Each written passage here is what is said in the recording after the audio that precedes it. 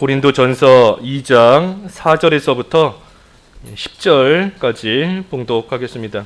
고린도전서 2장 4절. 내 말과 내 전도함이 설득력 있는 지혜의 말로 하지 아니하고 다만 성령의 나타나심과 능력으로 하여 너희 믿음이 사람의 지혜에 있지 아니하고 다만 하나님의 능력에 있게 하려 하였노라. 그러나 우리가 온전한 자들 중에서는 지혜를 말하노니 이는 이 세상의 지혜가 아니요 또 이 세상에서 없어질 통치자들의 지혜도 아니요 오직 은밀한 가운데 있는 하나님의 지혜를 말하는 것으로서 곧 감추어졌던 것인데 하나님이 우리의 영광을 위하여 만세전에 미리 정하신 것이라. 이 지혜는 이 세대의 통치자들이 한 사람도 알지 못하였나니 만일 알았더라면 영광의 주를 십자가에 못 박지 아니하였으리라. 기록된 바 하나님이 자기를 사랑하는 자들을 위하여 예비하신 모든 것은 눈으로 보지 못하고 귀로 듣지 못하고 사람의 마음으로 생각하지도 못하였다 함과 같으니라. 오직 하나님이 성령으로 이것을 우리에게 보이셨으니 성령은 모든 것 곧 하나님의 깊은 것까지도 통달하시느니라. 제목은 성령의 나타나심과 능력입니다. 4절의 말씀대로 성령의 나타나심과 능력. 우리 임재명 선교사님 나오셔서 이 시간 말씀 전하시겠습니다. 네, 4절 말씀 읽어주십시오. 4절. 내 말과 내 전도함이 설득력 있는 지혜의 말로 하지 아니하고 다만 성령의 나타나심과 능력으로 하여 5절이요. 너희 믿음이 사람의 지혜에 있지 아니하고 다만 하나님의 능력에 있게 하려 하였노라. 네, 세상에는 학식이 많고 언변이 뛰어난 사람들이 많습니다. 논리정연한 말솜씨와 유머와 또 재치로 사람을 울렸다가 또 즉시 웃기고 또 그렇게 감동을 주는 그러한 언변의 능력이 있어서 청중들을 사로잡기도 합니다. 그러다 보니 인기가 있어서 많은 사람들이 몰리기도 합니다. 그러나 그런 것들은 세상의 것들을 전하는 것에는 유용할지 모르나 하나님의 생명의 말씀을 전하는 데에는 그들이 유창한 언변과 화려한 말씀씨가 오히려 본질을 가리거나 또는 감추어버리게 할 수도 있다고 생각을 합니다. 하나님의 말씀을 전하는 것은 사람의 지식과 지혜가 아니요 성령의 나타나심과 또 능력으로 전해지는 것이라고 하였습니다. 사도 바울을 하나님께서는 이방인의 사도로 보내셨습니다. 바리새인 중에 바리새인이요 또 가마리엘의 수제자였던 사도 바울은 다방면에 학식이 풍부하고 또 율법에 정통한 사람이었습니다. 그래서 우리 인간의 생각으로 하면은 사도 바울은 이방인의 사도가 아니라 이스라엘의 사도로 정해야 될 것 같은데 하나님은 오히려 반대로 하셨습니다. 베드로가 복음을 전하여 능력이 나타나자 많은 사람들이 이렇게 말씀을 합니다. 아니 베드로는 무식한 자가 아니냐. 그래서 그것은 사람들이 베드로가 한 말씀의 능력이 베드로 자신의 지혜와 지식이 아니라 하나님의 것임을 알게 하신 것입니다. 그래서 하나님은 우리의 생각하는 반대로 사도들을 이렇게 교체해서 보낸 것으로 생각됩니다. 그래서 또 사도 바울은 전도 여행을 갔을 때 처음 갔던 그 지역에서 자기의 지식과 능력으로 전하려고 그러다가 상당히 낭패를 본 그 경험이 있다는 말을 들었습니다. 결국 그것을 통해서 하나님은 사도 바울이 아무리 뛰어난 지식이 있더라도 결국은 복음은 그 안에 들어가 계신 성령님의 나타나심과 또 그 능력으로 이해한 것이라는 것을 보여주는 것입니다. 그래서 예를 들어 어떤 우리가 A라는 제품이 있는데 그 제품을 설명서를 가지고 아무리 오랫동안 설명을 할지라도 그 우리가 듣는 사람 입장에서는 그 제품의 실물을 보기 전까지는 한계가 있습니다. 이렇고 이 제품은 어떻고 저 제품 뭐 성능은 어떻고 아무리 이야기할지라도 그래서 우리는 그 제품을 보지 않고는 정확하게 알 수가 없습니다. 그래서 율법을 제품 설명서라고 비유한다면은 복음은 예수 그리스도 그 자체 실물이 오신 것이라고 할 수가 있습니다. 그래서 땅의 것은 육으로 전하는 것이고 또 복음은 하늘의 것이기 때문에 우리 육의 생각으로 할 수가 없는 것이고 하나님의 생명으로 전해야 하는 것입니다. 고린도전서 4장 20절 말씀을 읽어주십시오. 고린도전서 4장 20절. 하나님의 나라는 말에 있지 아니하고 오직 능력에 있음이라. 그렇습니다. 우리가 아무리 좋은 말로 전할지라도 그 안에 성령이 함께 하시지 않으면은 그 복음은 생명으로 나타나지 않는 것입니다. 그래서 상대방한테 우리가 생명으로 생명을 나올 수 있으려면은 우리의 믿음이 장성한 분량만큼 이루어야 하는 것입니다. 고린도전서 4장 15절 말씀을 전해 주십시오. 고린도전서 4장 15절. 그리스도 안에서 일만 스승이 있으되 아버지는 많지 아니하니 그리스도 예수 안에서 내가 복음으로써 너희를 낳았음이라. 그렇습니다. 여기서 아비는 생명을 낳는 자를 말하고 있습니다. 그런데 우리가 여기 사도 바울이 그리스도 안에서 스승은 많은데 아비는 적다고 했습니다.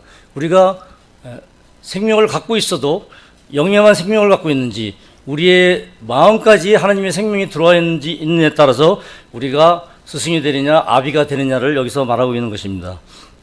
디모데전서 2장 15절 말씀을 전해 주십시오.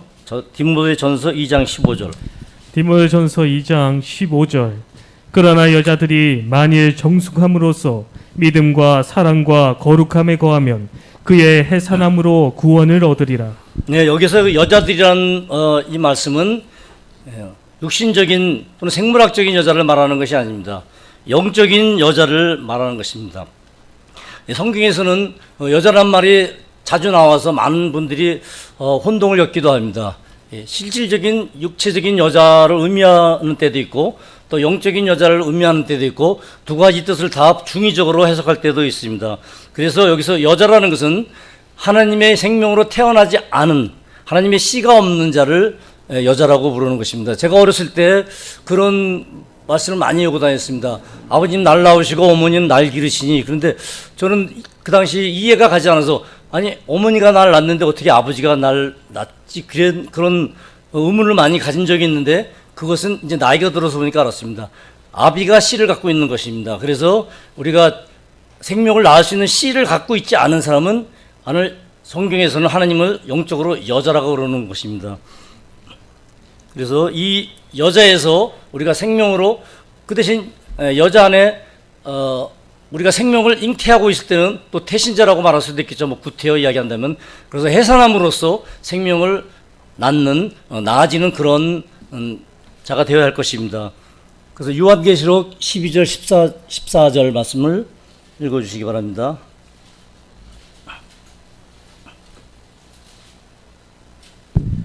요한계시록 12장 14절. 그 여자가 큰 독수리의 두 날개를 받아 광야 자기 곳으로 날아가 거기서 그 밤에 낯을 피하여 한 때와 두 때와 반 때를 양육받으매. 네, 여기서 그 여자라는 것은 실제적인 지금의 이스라엘을 말하는 것입니다. 큰 독수리라는 것은 우리 독수리는 보통 하나님을 의미할 때 많이 사용하죠. 그래서 광야로 들어갑니다. 광야는 우리가 자아가 부서지는 훈련 장소입니다. 그래서 이스라엘은 아직도 복음이신 예수님을 구세주로 메시아로 인정하지 않고 있습니다. 그래서 그들은 생명을 아직도 갖지 않고 있습니다. 하느님을 믿습니다. 구약을. 그러나 그들은 아직도 여자의 상태에 있는 것입니다. 왜냐? 복음을 받아들여야 성령이 안에 들어오셔서 생명으로 나아져야 남자가 되고 아들이 되는데 이들은 아직 예수님을 메시아로 받아들이지 않기 때문에 다 여자 상태인 것입니다. 그래서 이 마지막 멸망의 위기에 처할 이스라엘이 하나님이 부활해 적그리스도를 피하여 광야로 가서 3년 반 동안 양육을 받는 것을 말씀하고 있습니다. 그런 후에 이스라엘의 남은 자들, 성경에서 야곱의 남은 자들이라고도 합니다. 그 자들이 구원을 얻게 되는 것입니다. 계시록 17장 1절 말씀을 한번 읽어주십시오.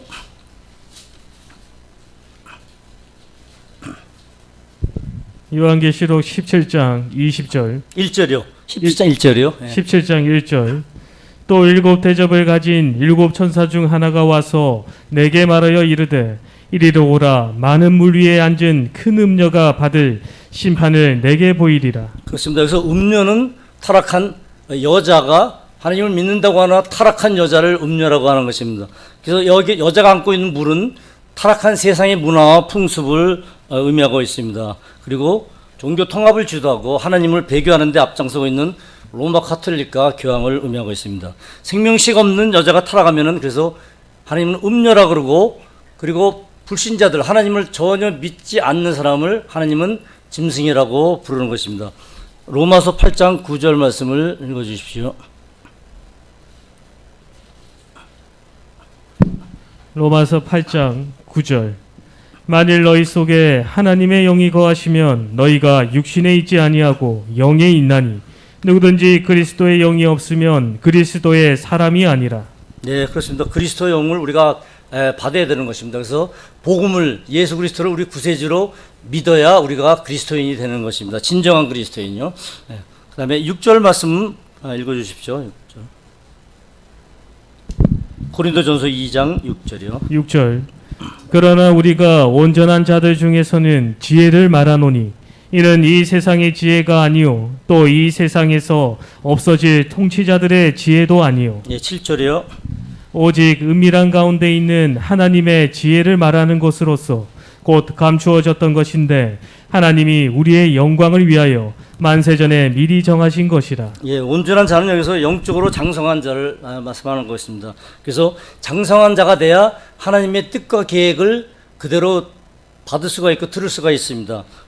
그래서 우리가 세상의 지혜 아무리 뛰어나도 결국은 성령을 받은 사람들의 지혜를 따라갈 수가 없는 것이고, 또 모든 지혜의 최고는 결국 예수 그리스도일 수밖에 없는 것입니다. 사도 바울은 이 세상에서 가장 소중한 것이 예수 그리스도라는 것을, 또 예수 그리스도의 십자가의 복음만을 전한다고 했습니다. 그것은 만세전부터 감추어진 하나님의 비밀을 사도 바울은 깨달았던 것입니다. 그래서 십자가에 돌아가신 예수 그리스도를 우리가 입으로 믿는 것이 아니라, 관념으로 믿는 것이 아니라 마음으로 믿어서 그것이 정말 예수 그리스도가 귀한 보물이구나라는 것을 깨달은 것이 우리가 온 세상의 모든 것을 얻는 비결인 것입니다. 그래서 영의 세계를 깨달은 사람의 눈에는 이 세상 것들이 다 하찮게 보일 수밖에 없습니다. 이 세상의 것들은 곧 사라지고 한시적으로 있다가 없어질 세계이기 때문입니다. 8절 말씀 읽어주십시오. 8절. 이 지혜는 이 세대의 통치자들이 한 사람도 알지 못하였나니 만일 알았더라면 영광의 주를 십자가에 못 박지 아니하였으리라. 네, 그렇습니다. 어떤 사람이 하나님이 인간의 몸을 입고 오셨는데 하나님을 죽일 자가 어디 있겠습니까? 심지어 사람들은 물론이고 마귀도 이 사실을 몰랐습니다. 만일 마귀가 이 사실을 알았다면은 예수님이 오셔서 십자가에 죽으시면 자기가 멸해지게 되는데 자기를 죽일 짓을 마귀가 했을 리가 없습니다. 이 비밀은 오직 성삼위일체 하나님만 아시는 비밀인 것입니다. 그래서 마귀는 이 사실을 알면 안 되는 것입니다. 그러면은 예수님이 우리 인간에 대한 구원 계획이 흐트러지기 때문입니다. 첫째 아담은 마귀에게 져서 실패를 했지만 둘째 아담인 예수님은 성공했습니다. 근데 그 사탄은 예수님이 십자가에 죽으시면 첫째 아담처럼 죄인이 될 줄로 착각한 것입니다. 근데 둘째 아담은 죄인으로 죽었을 때 하나님의 명령에 순종하였기 때문에 의가 되셨기 때문에 부활 승천하셔서 하나님 보좌 우편에 올라가셔서 예수 그리스도의 이름으로 성령을 보내셔서 만인들이 예수 그리스도를 믿음으로써 구원을 얻을 수 있는, 생명을 줄 수 있는 살리는 영이 되신 것이 예수 그리스도이신 것입니다. 9절 말씀을 읽어주십시오. 9절.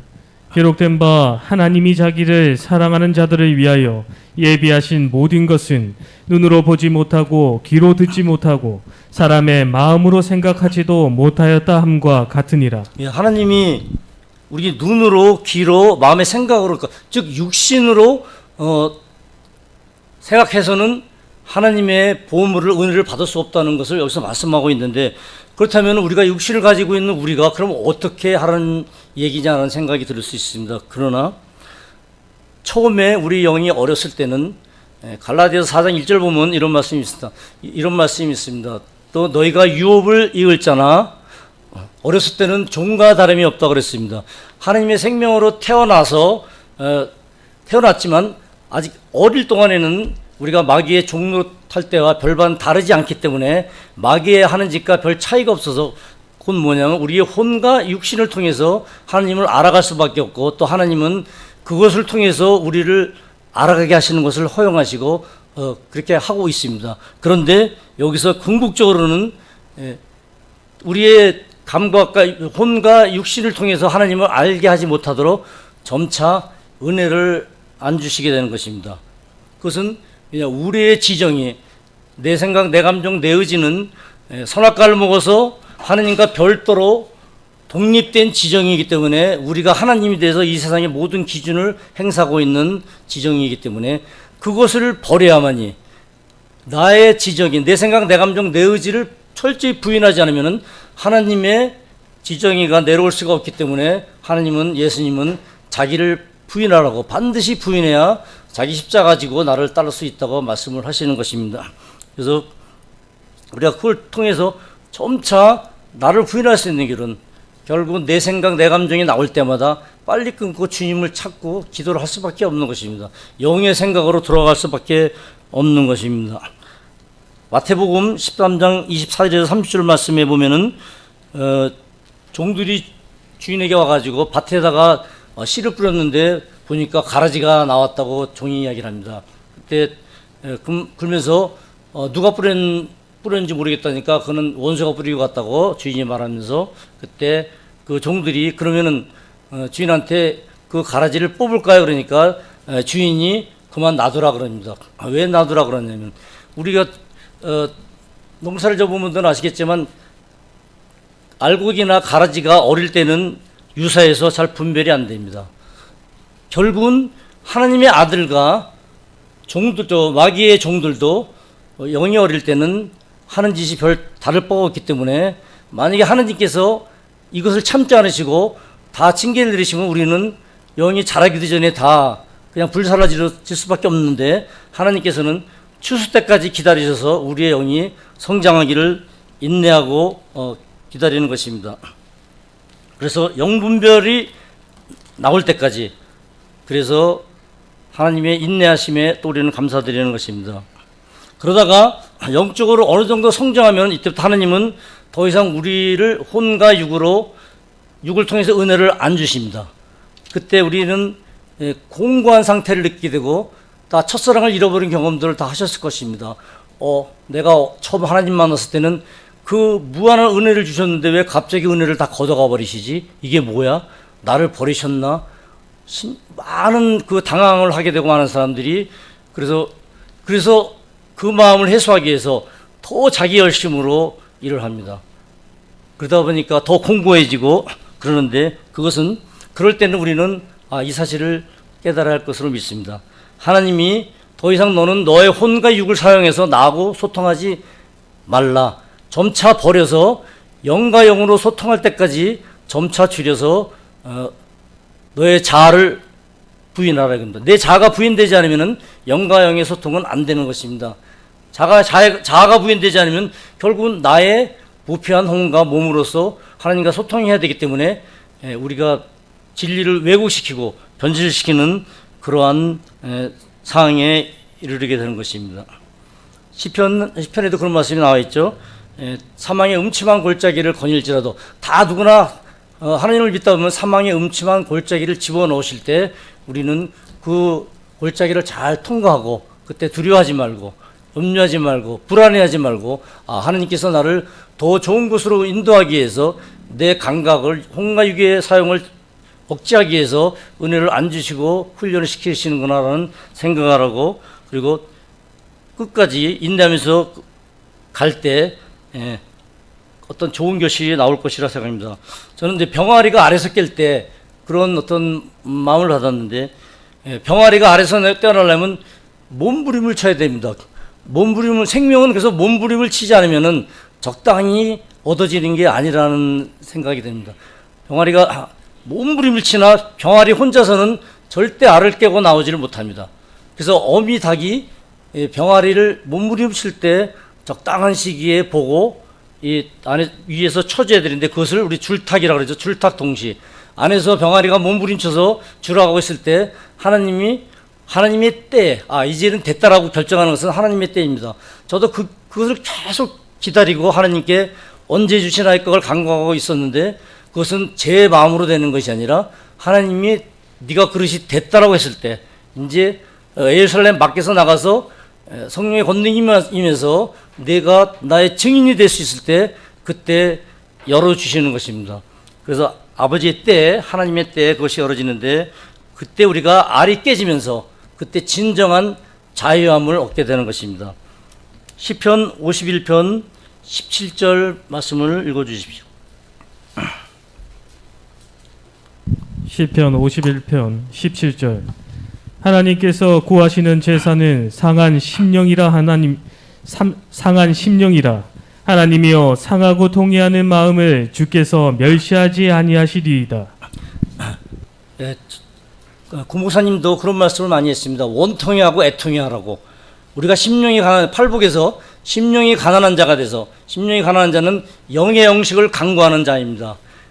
하나님의 생명으로 태어나면은 육신의 생명은 물질적인 젖을 갈구하고 살기 위해서 그러듯이 하나님의 생명으로 태어난 사람은 반드시 영의 양식을 강구하게 되어 있습니다. 그래서 심령이 가난한 자가 돼서 영의 양식을 강구하고 또 하나님의 말씀을 지키려고 애쓸 때 안 되는 자기를 발견할 때마다 애통해하고 몸부림쳐야 되는 것을 의미하고 있는 것입니다. 그러는 자에게 하나님은 은혜를 주신다고 하시는 것이지 적당히 우리가 나 회개합니다 이런 식으로 그냥 건조한 마음으로 해서 될 일이 아니라고 생각하는 것입니다.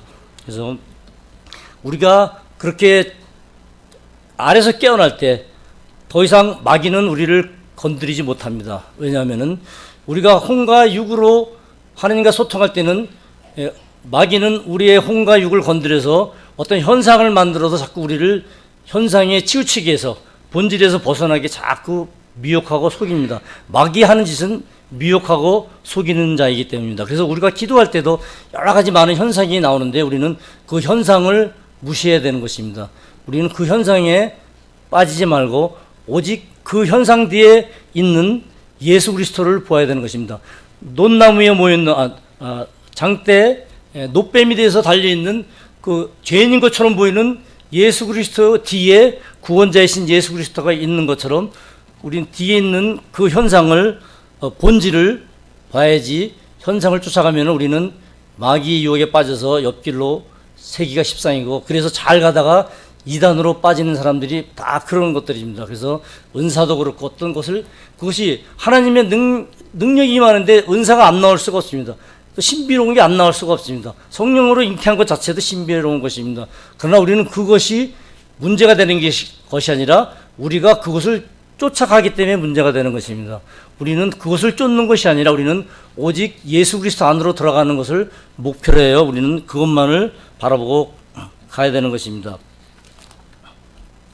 우리가 한시적인 물질 세상을 하나님이 우리에게 주신 것은 우리가 육체를 갖고 우리들에게 물질 세상의 유혹과 또는 또 마귀가 주는 이 몸을 통해서 나타나는 오감을 통해서 우리를 유혹하고 있는 그런 현상에 속지 말고 생명의 본질인 예수 그리스도만 볼 줄 아는 사람은 나에게 올 것이요 거기 오는 가운데 미혹당한 사람은 다 쭉정이거나 옆으로 빠질 것이라고 하시는 것입니다. 그래서 우리는 오로지 믿음의 주요 우리를 온전케 하시는 예수 그리스도만 보고 가야 되는 것입니다. 가는 동안에 너무 힘들고 지치고 할지라도 우리는 마귀가 가장 싫어하는 사람은 우리는 모든 믿음이 계속 평탄하게 간다면 얼마나 좋겠습니까?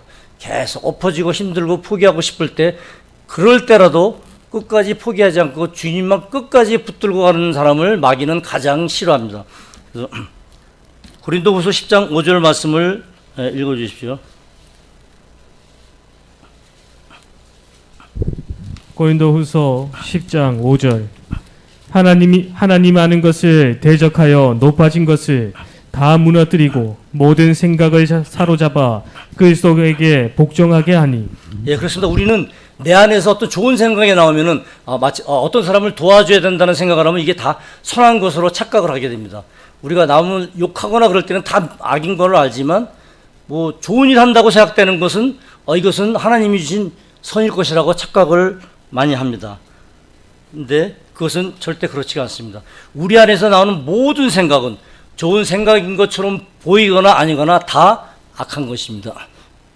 왜냐하면은 그것은 사탄도 좋은 생각을 줍니다. 사탄도 광명한 천사를 가장하는 것처럼. 그래서 하나의 예를 들어보겠습니다.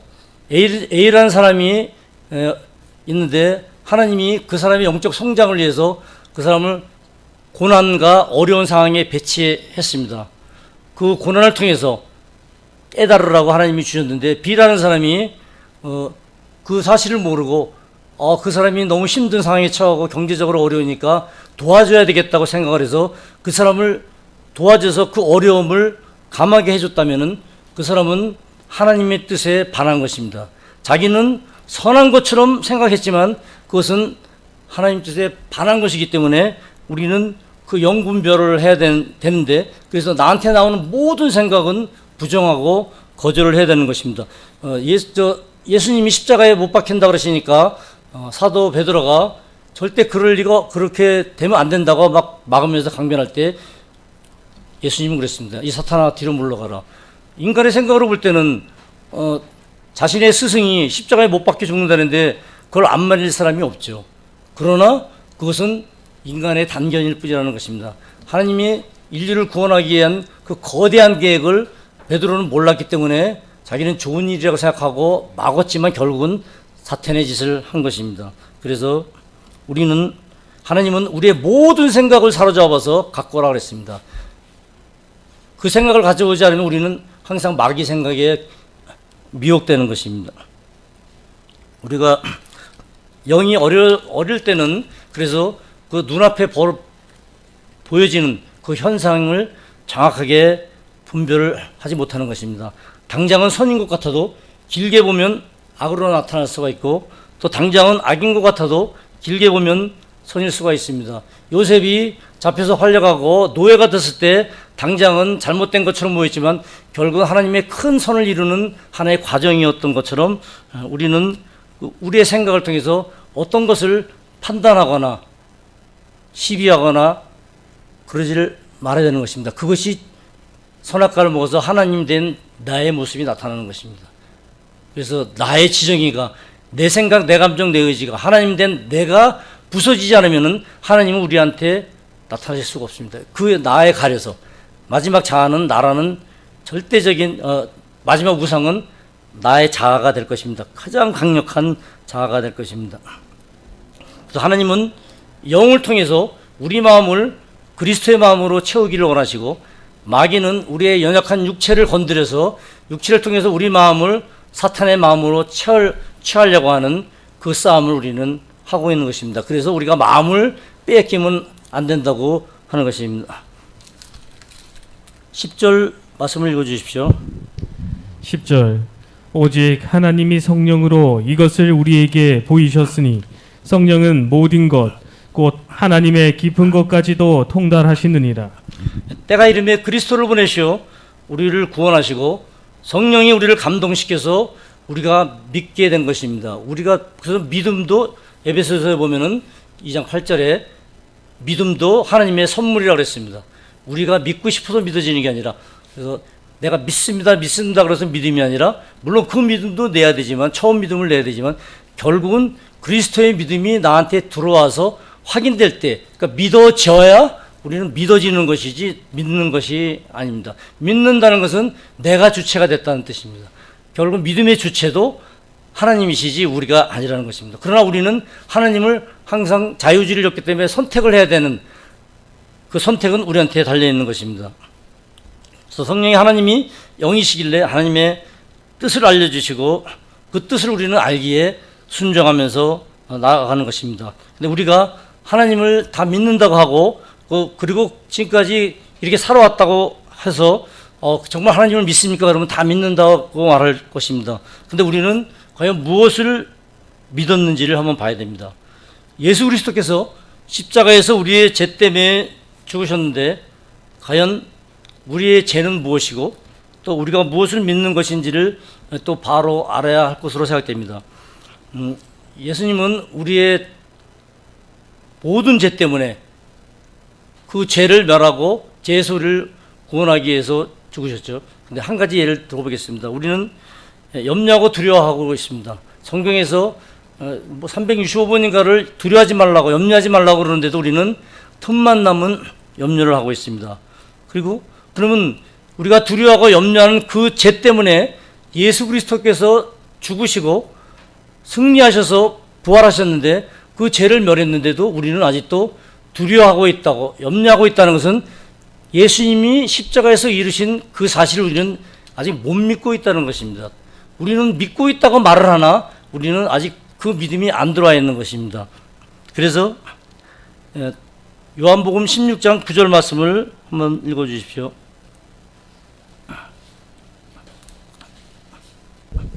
요한복음 16장 9절. 죄에 대하여라 함은 그들이 나를 믿지 아니함이요. 예, 그렇습니다. 이거는 불신자들을 말하는 게 아닙니다. 하나님을 믿고 있는 사람들에게 하시는 말씀입니다. 하나님이 예수님은 너희들이 진정 나를 믿느냐? 그렇다면은 내가 두려움에서 다 해방시켰고 마귀를 멸해서 그리고 항상 사랑하라, 쉬지 말고 기도하라, 범사에 감사하라. 그렇게 말해서 마귀가 우리가 못했던 그 죄 때문에 죽었던 것을 마귀를 멸하고 다 이루었는데 너희들은 그거를 하고 있느냐고 지금 저희들한테 묻고 계십니다. 그럴 때 과연 내가 하나님을 정말 부분적으로는 믿고 있겠죠. 근데 정말 하나님이 원하시는 그 믿음에 들어갔는가 볼 때 너무나 그렇지 않다라는 생각을 하게 되는 것입니다. 그러면은 어떻게 해야 되겠습니까? 우리 인간이 그것을 범사에 감사하라 그러면은 아니 우리가 어떻게 사람이 범사의 모든 것에 다 감사할 수가 있지? 그게 사람인가? 그죠? 사람이 아니죠. 사람 못하죠. 그래서 하나님이 하신다 그런 것입니다.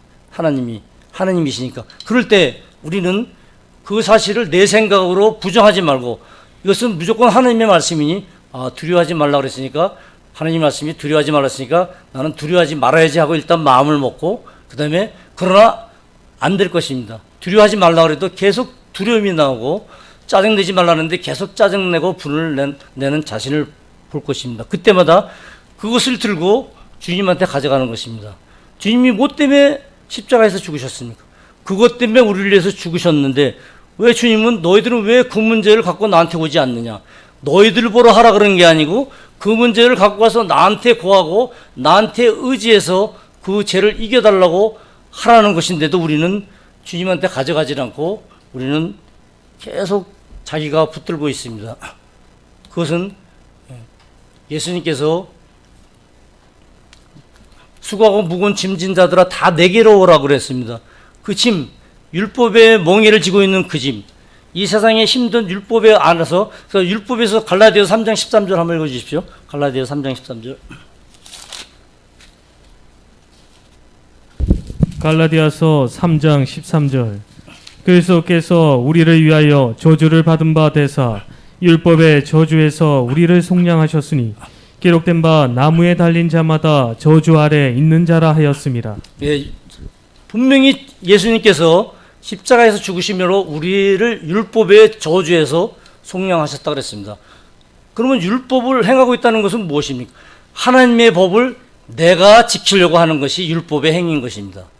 하나님의 법을 내가, 구약의 이스라엘 백성들이 그렇게 했죠. 그 당시는 성령이 오시지 않았으니까 어쩔 수가 없어요. 그렇다고 해서 하나님이 그럼 너는 처음부터 내가 지켜줄 게 아닙니다. 구약을 거쳐서 신약으로 넘어가는 것입니다.